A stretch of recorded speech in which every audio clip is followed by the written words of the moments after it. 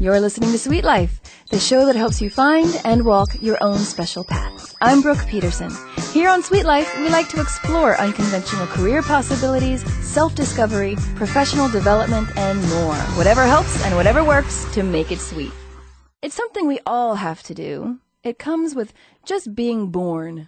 As a human being, you can count on having to make lots of decisions in your lifetime.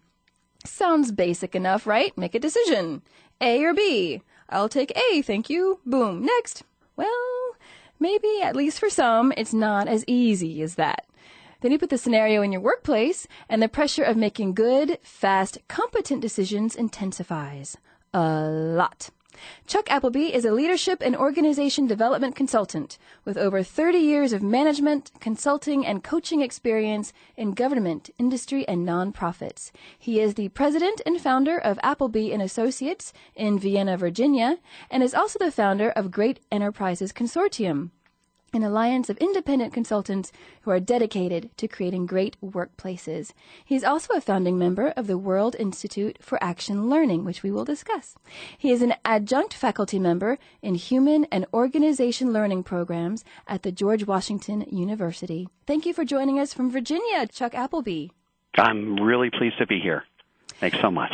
I think when I think of decision making, it just sort of sounds like something you do without even realizing. You do it a million times a day. And then there's the whole idea of problem solving. Now, in order to solve a problem, you have to make a decision generally. So what is the difference between the two, or is there one?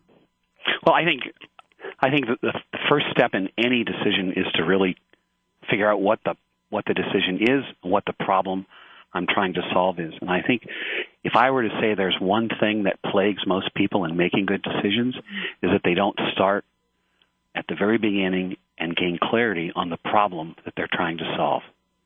Oh, so they're solving the wrong problem. They're solving the wrong problem and making the wrong decision. So do you think that might be the root cause why somebody's decision might end up being or feeling like a wrong decision because they're actually solving the wrong problem? Absolutely. And so, from the world of engineering, we have this thing called root cause analysis, and it's a fancy term for what's the real problem. In terms of a human problem, a problem of leadership or a personal decision in your own life, what's the core issue at the end of the day that I'm trying to solve? And what I've done in my practice with action learning is focus first on solving the right problem. Albert Einstein once said, if the world was ending and I had 1 hour to figure things out, give me 55 minutes to clarify what the real problem is and 5 minutes to make a decision and solve it. Oh, that Albert. So clever. Well, interesting. So now, why do you think people have such a hard time figuring out what the actual problem is? I think a lot of reasons come to play here. I think as a society, we're very, very action-oriented. And so we don't like to stew. We like to make instant decisions about what we're going to have for dinner. We like to go out and buy a car and not spend hours and hours walking parking lots. And so it's that sort of bias for action that's part of our culture. I think is at the heart. Instead of just taking a breather and slowing down for a second and really getting some clarity, people just go, go, go. Exactly. Okay. And sometimes the best thing you can do is just get a group of your friends together and explain to them what is the challenge I'm facing, and help them through asking powerful questions, help you clarify what's the decision, what's the issue, what are you trying to do here? And so do you think just by taking that moment and having that awareness solves that issue, or are there steps that people need to take or can take in order to really get to the root cause? Yeah, I think the essence of getting to that core issue is getting a diverse group of people together. I think it's the most effective thing we can do. The Quakers actually have a committee called the Clearness Committee. And basically what you do is you write a letter to 5 or 6 good friends, you invite them to dinner, and they are tasked with not solving your problem, but simply helping you clarify what the real issue in your life is. That's awesome. Yeah. I love that idea. Yeah. You said the Clearness Committee? It's called the Clearness Committee. So gaining clarity. Get clear on what the real issue is before, I step out and make a decision. Yeah, okay, that's that. I like that. I think I might have to. I think another thing, there was a reason that we have problems in our society with making decisions is, we're overloaded and overwhelmed with information. Mm-hmm. And so some people think, if I just had one more piece of information, everything would become crystal clear.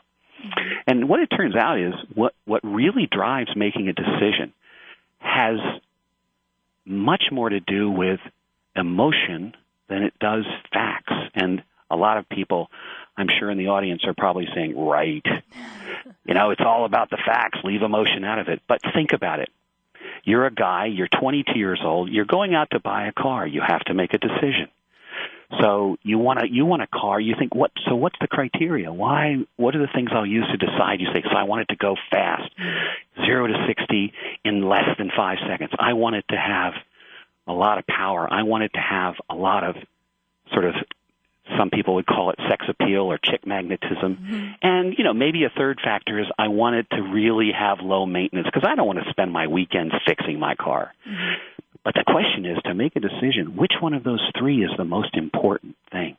Is it attracting the opposite sex? Is it going from 0 to 60 in less than 5 seconds? Or is it maintenance-free? And that's ultimately an emotional decision. In other words, what's more important of those three criteria is something that no fact can tell you. You really have to sort of come to grips with what you value the most. And that lives in the emotional side of our brain.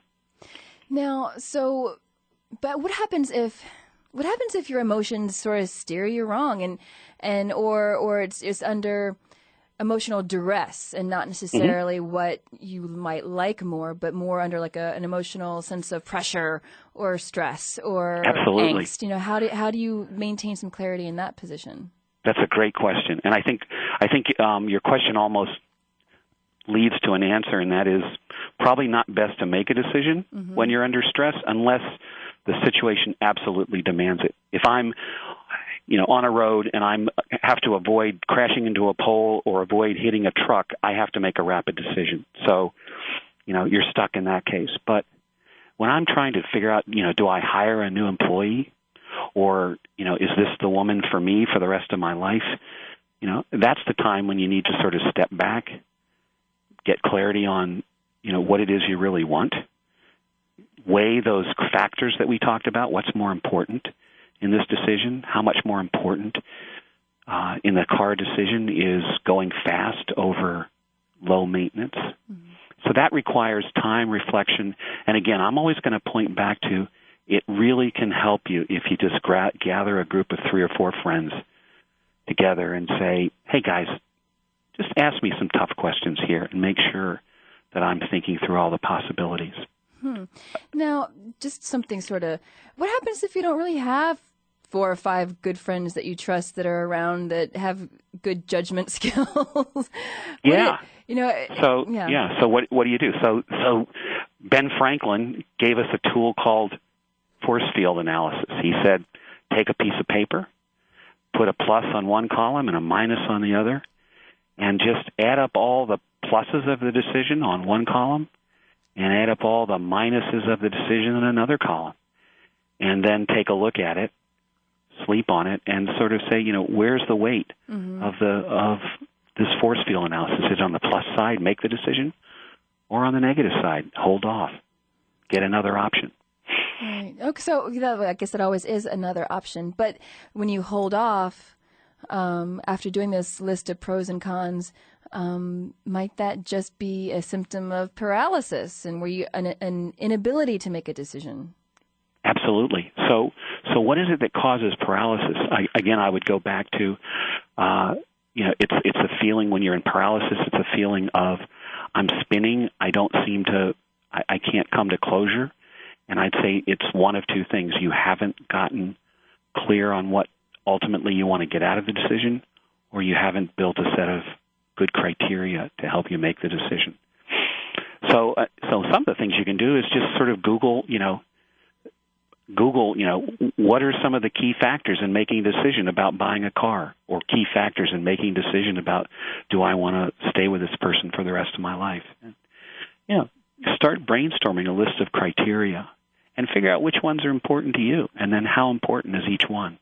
Mm. So just to recap just a little bit before we move on, we have a couple of different strategies. We have the clarity committee. We have the list of pros and cons and weighing things out consciously, and then stepping away and sleeping on it for a little bit. And do you think the next morning when you wake up and you have this list, do you think that perhaps a good night's sleep and a little bit of time the next day, you're suddenly feeling much more clear about which way you're leaning? Yeah, that's actually a technique that a lot of research has been done around is the power of, let's just call it, putting a problem in background. So before you go to sleep, you have a tough decision, or you're trying to think of something new. You pose the question to yourself just before dozing off. And what we know is that the brain keeps working. So when people have these so-called aha moments, in general, that's because they gave their brain a rest. We know that the brain actually needs a rest to help make good decisions. If you try to force it and you're in that sort of high adrenaline, rapid blood flow, through certain parts of your brain, the parts of your brain that actually help you make decisions, and this is what we call the limbic system where the emotions lie, doesn't get all the blood it needs. And so this putting the idea into your mind before you go to sleep allows the brain to rest and to actually process more efficiently the question that you're asking. Yeah, I love those. I love that. And I really do feel that is true. And I asked that of you to find out if you agree, but and if you had any, professional speaker experience about this. But it does seem that way when you sort of walk away from it for a little while, distract yourself, whether it's with a good night's sleep or a walk in the woods or whatever, and you sort of put it aside for a while. It does seem, and oftentimes, not in every problem, to come back a little bit more clearer, and that does seem to be like a legit way of having at least the truth of how you feel sort of show itself a little bit better. Yeah. I think another thing you can try in that same regard is what we call unlearning, which is really a fancy way for saying kind of check your biases and assumptions. So, when I'm back to the car example, do I really need a car that goes from 0 to 60 in under 5 seconds? Is that really important to me? Am I making an assumption that a car that, can do that somehow has an advantage that's of service to me? So unlearning, questioning your assumptions that you're making about in a particular situation. And understanding, very helpful. And understanding that what you might be thinking could be somewhat skewed or like you were saying, kind of already informed without being aware of your biases or whatever. Yeah. And another thing that you can do is when you're trying to make a decision that involves another person, say an employee that you're struggling with and you're having trouble motivating them, is to kind of do what we call making inferences about their thoughts, feelings, and wants. And so asking 3 magical questions.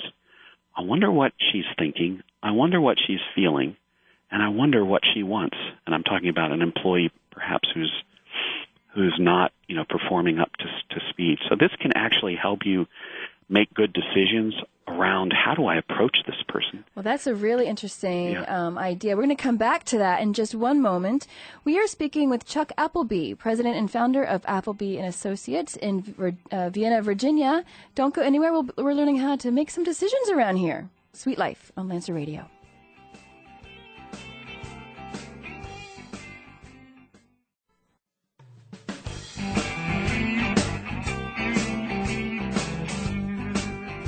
All right, you're listening to Sweet Life, the show that helps you find and walk your own special path. I'm Brooke Peterson, and today we have a special guest all the way from Vienna, Virginia, Mr. Chuck Appleby. He's the founder and president of Appleby and Associates, and he is discussing making decisions with us today, how to make them, how to solve some problems, and apparently one of the first problems is not even knowing what your problem is. So that's a problem. Thank you, Mr. Appleby.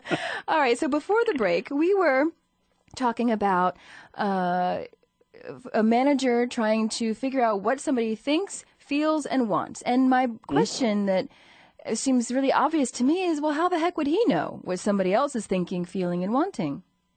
That's an absolutely great question, and I think it's one that sort of is quite daunting for a lot of people. So I'm assuming that the managers had exposure to this person, and that the assumption sometimes is I listen to a person, so I hear what they say, I observe the person, and I see what they do, and that's my total universe of facts about that person.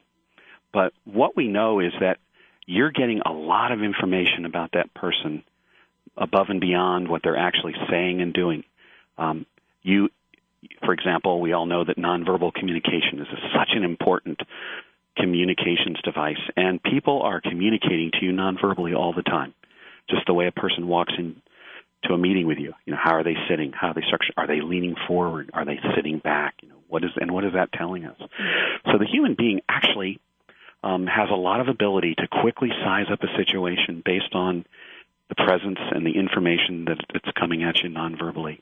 And this is what we call making inferences. And it was highlighted in a book I'm sure you probably know, then that's called Blink, that really highlights the ability of people to sort of quickly make decisions about what's going on in a room with a person and so forth. And so it's really tapping into that, the power of the human being to make inferences. And all the sort of hype we have today about making decisions and, big data and get lots of data and even more data and metadata, and that's all wonderful. But at the same time, we can't diminish the power that people have in terms of the information they're getting that's sort of not typical fact, what they're saying, what they're doing. And we see it happen all the time, and it's actually called gaining empathy. And you gain empathy by asking those questions. What are they thinking? What are they feeling? And what are they doing? Okay. And you have a hypothesis. I think they're scared. Or, and they may be thinking, oh, my God, I'm coming here to get fired. What do they want? To get out of the office as soon as possible. Alive. So the decision you have to make is, so knowing that, sort of hypothesizing that, inferring that, how will I then, what decision do I need to make them more comfortable, to make the conversation more useful so they can really get to the sort of core issue we're trying to deal with. Okay. Now, I like the idea of the empathy, and I think that's probably a good rule of thumb for most managers and manager training, perhaps, is, to sort of put yourself in their shoes. And do you find most managers are good with that, or do they resist that at all? How are they taking it? I think it's scary for people because we're just not used to sort of making inferences. But the beauty is you can make an inference and then test it. Yeah. So you can say something like, well, I'm sensing, that you are, reluctant to share some of your thoughts about how we move forward. So you just put it on the table as one approach, and the person can say, well, no, not actually. My concern is really that I don't have any good ideas. So, sometimes we call that priming the pump. Just take your inference, put it on the table, and that can often help open people up when they see you're trying to understand them. Yeah, and that just goes back to having really great communication. And I love that idea. And I think some people just forget, myself included, just to do that. Just put it out there and just, take the temperature and see what happens. And if you're way off base, and if you're off base, then they have the opportunity to correct you, which is great. Exactly. And so that's why that word I'm sensing, it doesn't say you are this or you are that. It's just, here's what's coming to me. Right, is it right? That's what I'm getting from you. Yeah. Now, based on this inferences, which sort of brings us to, like with Blink or whatever, a lot of it is sort of intuitive or gut feelings. Going back to making decisions, how much weight and stock would you put into, or would you sort of permit somebody to put in their intuition and their gut about something? Yeah. I guess this is a question that really plagues the whole field of this. There are economists and psychologists that they're arguing back and forth about intuition, no intuition. What we're learning, and we're learning this from Nobel Prize winners in economics, Daniel Kahneman, that a lot of the so-called decisions we thought that were being made rationally in terms of let's just take the stock market and investing in risky, packages of mortgages. We're realizing that people don't always make decisions based on the rational actor model. So I'm not saying go with your gut and make the decision. I'm saying make your gut part of the input and test the hypothesis. And figure out what powerful questions can I ask to test what my gut is telling me. And, really, gut is another word, in my view, for the compilation of all your experience in life that you're really bringing to bear. So when we say it's sort of just this airy-fairy something that comes out of the ether sphere, the gut really isn't. For most people, it's who they are and the experience they've had in life that they're trying to apply to the situation. And as long as you do it humbly and, as we said earlier, put it out there, test the hypothesis, I think you're better off. Now, when you say test the hypothesis, I understand what you mean about that when you're talking to somebody in the inference situation. But a general problem that you might be having to make a decision about, which car to buy or whatever, like you mentioned earlier, how would you test that hypothesis? How would that apply?